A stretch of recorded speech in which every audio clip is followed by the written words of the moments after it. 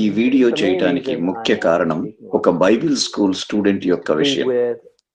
ఈ వీడియో ద్వారా మీలో ప్రతి ఒక్కరిని ఈ అమ్మాయి విషయంలో ఏదైనా సహాయం చేయగలరేమో అని నేను విజ్ఞప్తి చేస్తున్నాను.